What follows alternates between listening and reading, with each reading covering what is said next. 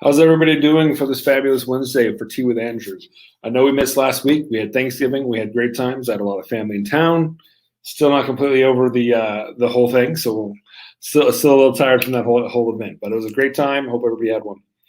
Yesterday, I took the Train the Trainer with the Texas Real Estate Commission to be able to teach Legal Update 1 and 2 for the years 2022 and 2023. Fantastic course. I'm actually really looking forward to being able to teach the class because I think I got a lot of great information out of it. I think it's even more enjoyable of a class to teach than the last 2 years have been.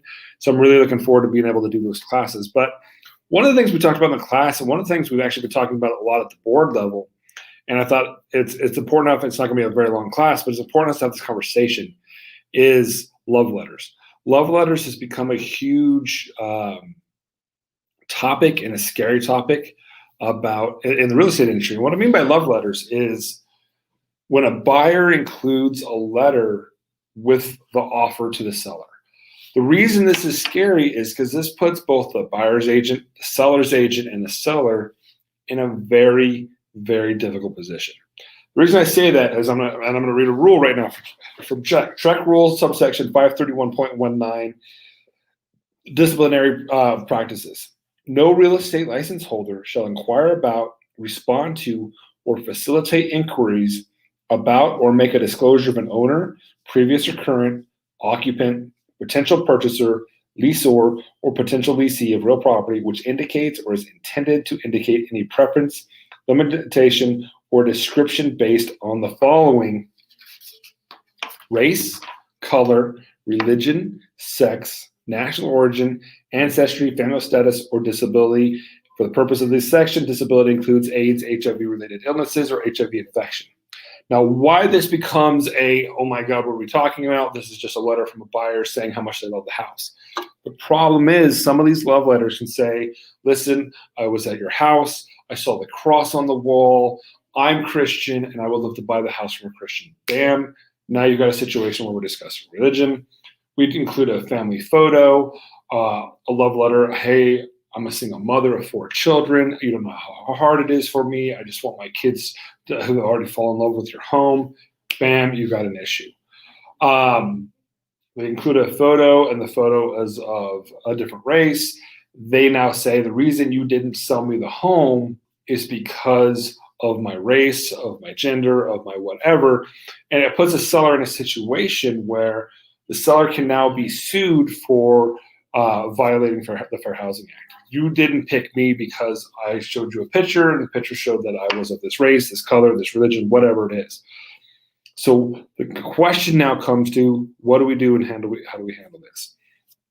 Basically, what the conversation at the board level in the board of directors meetings, and the same kind of conversation we got. There was about 70 people on the call yesterday who were taking the Train the Trainer course with us. Is sellers should flat out refuse to look at these letters.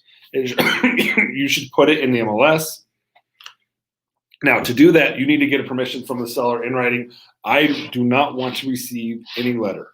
You need to have this conversation with the seller right away during the listing presentation, saying, listen, someone is going to offer to send you a letter.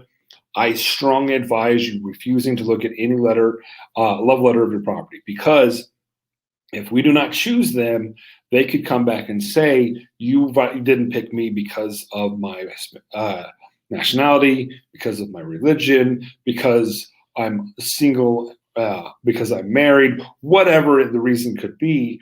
They could say that we violated that act. It's a very dangerous situation and something that's coming up more and more. Oregon, the state of Oregon, has actually outlawed love letters in a contract. Now, that state has flat out said that they're not allowed. Texas has not done that yet. We're hoping that they do, because this is one of those things that can become a really scary process. It's a scary option, a scary conversation of, oh my gosh, these are coming up. There's no real true benefit in these love letters. I understand them. I've had clients that have forced me to send them as a buyer's agent. I don't like them either. The problem is you're trying to tug at the seller's heartstrings. I had a situation one time. I sold the home for a seller. One of the people who was trying to buy the home was a former student of his, and he's like, "Listen, I don't want to know who it is. I don't want to know anything about it. I just want to know sales prices. And I think that's the best way too.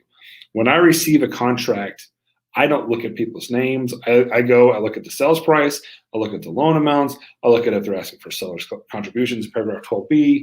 Those are the things that I'm looking for when I'm going through a contract with my client. I do not even pretend to look at names.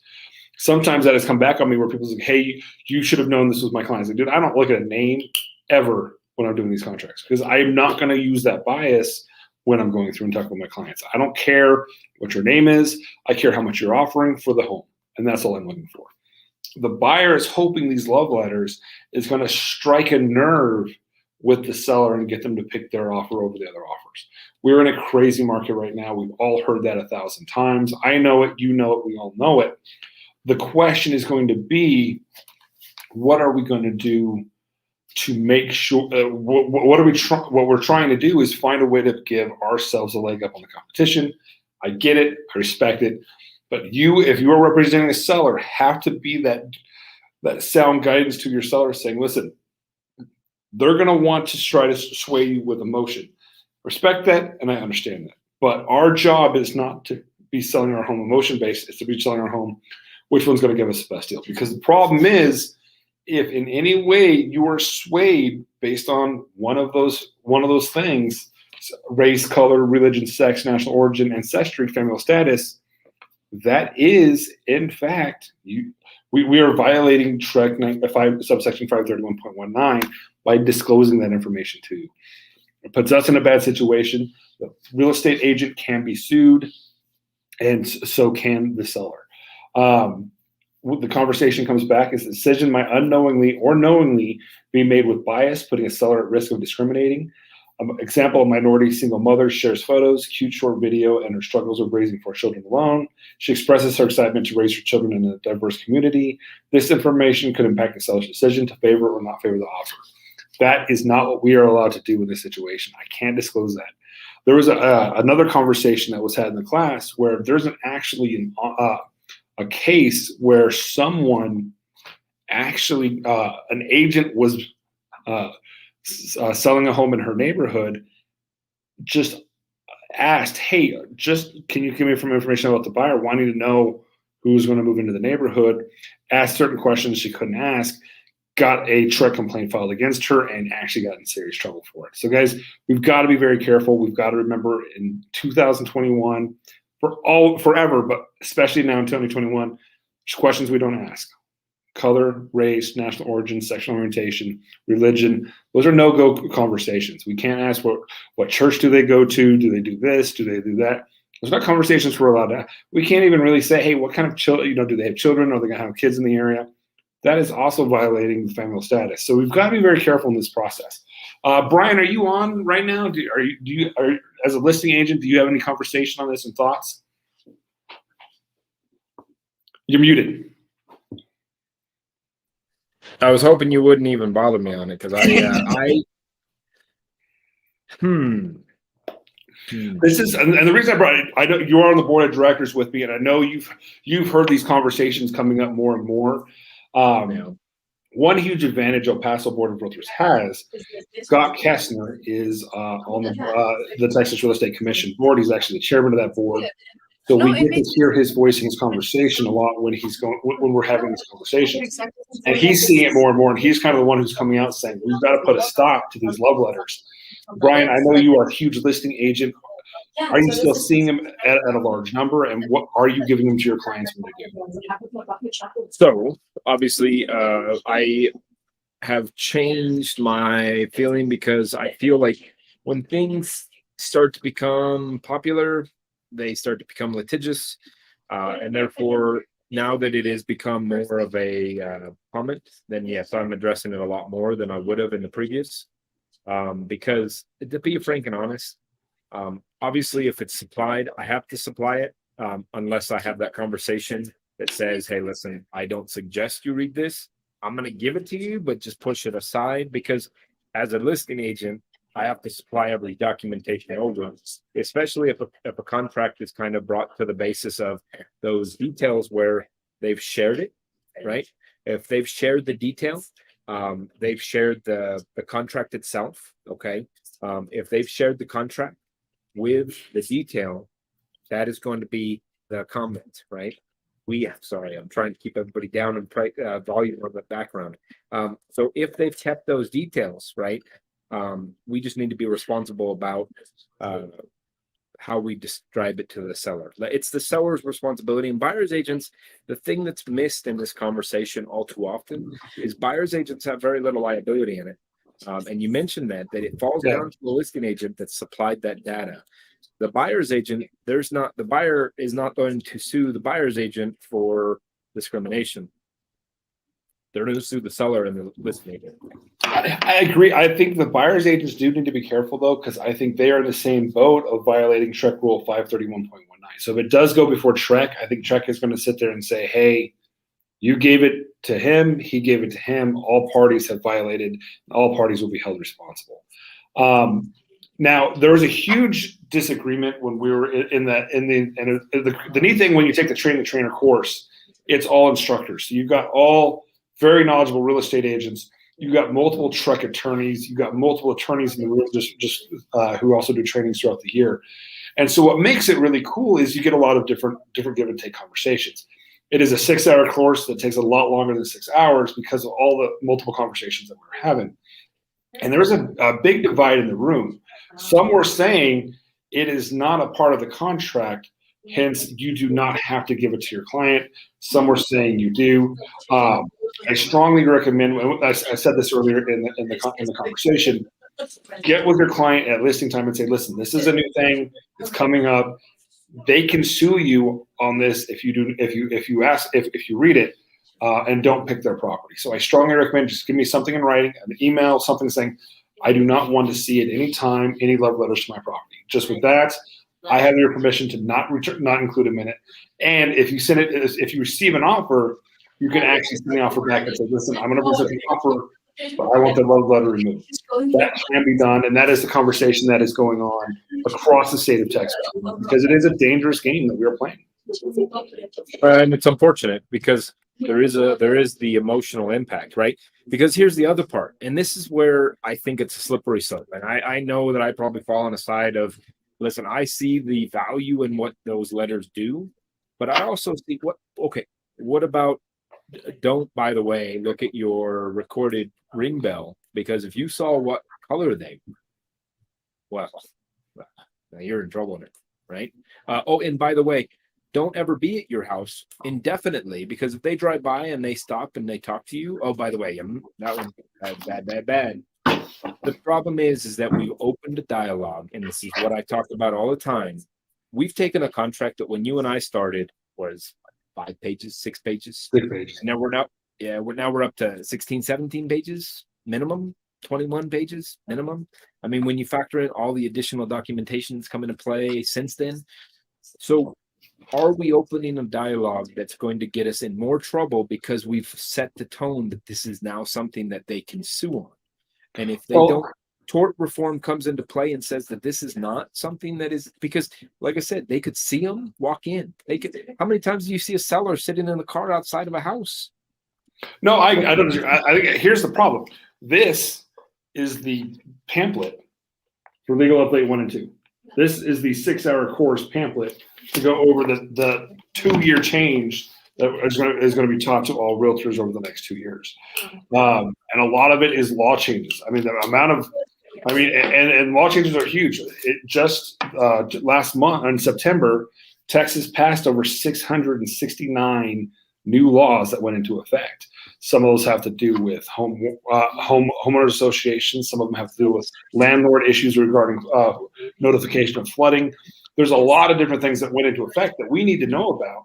And the problem that we have is we are not allowed to say, I didn't know I wasn't allowed to say that. And if we are the givers of the information, and in this case, the giver of the information is, here's a picture or a letter of the person saying what religion are they or what color they are, whatever it is, we are the ones handing them that. I can't control them recording their own. They're going to be proof that I handed them a letter. And I think that's where the danger comes into play.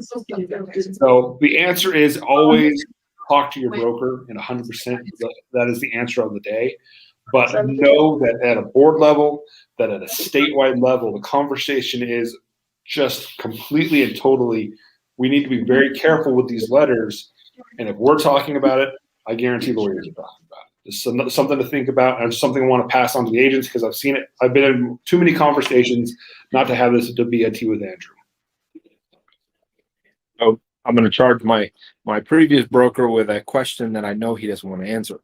Oh, okay.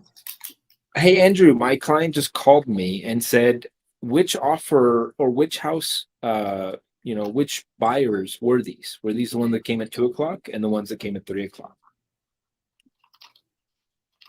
Oh, you mean with that's, and that I've had that happen myself. We're like, hey, which were those ones here at 2 or 4? And, we can tell them, hey, to my knowledge, they came at this time.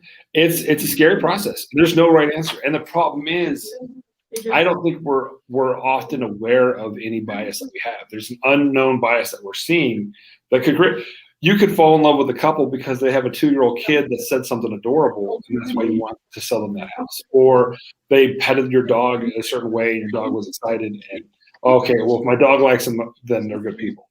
There's no understanding of how, why, or when, but when that is used, I go back to one of my favorite conversations. We're all friends until I will use this letter in good faith.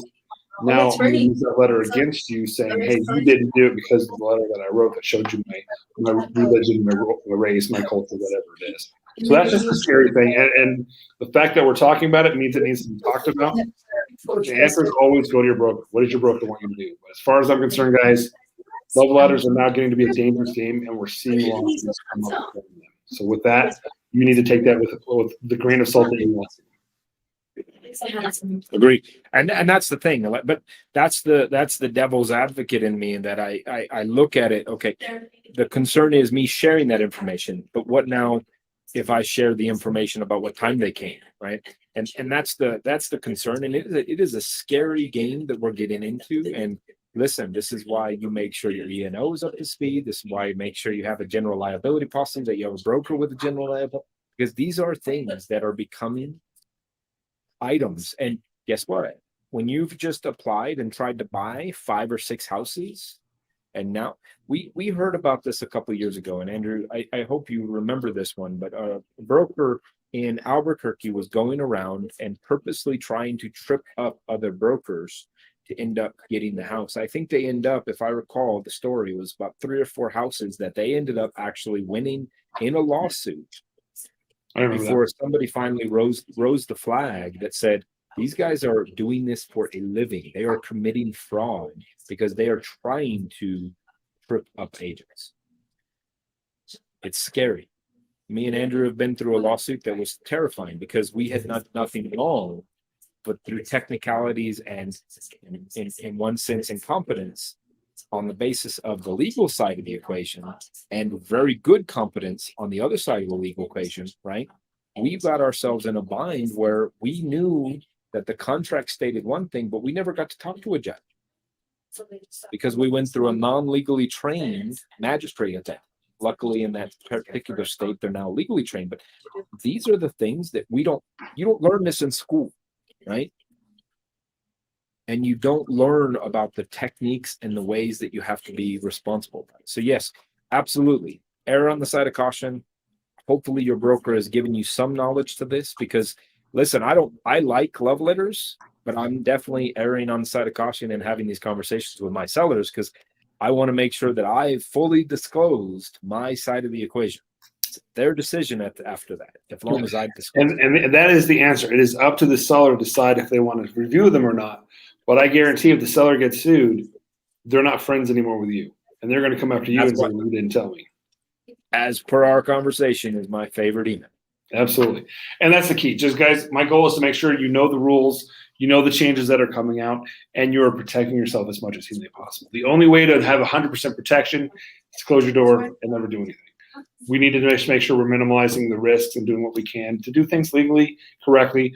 And at the end of the day, I should still believe if you're doing stuff for the right reasons, you're going to do well in this business. Now, that being said, the road to hell is paved in good intentions.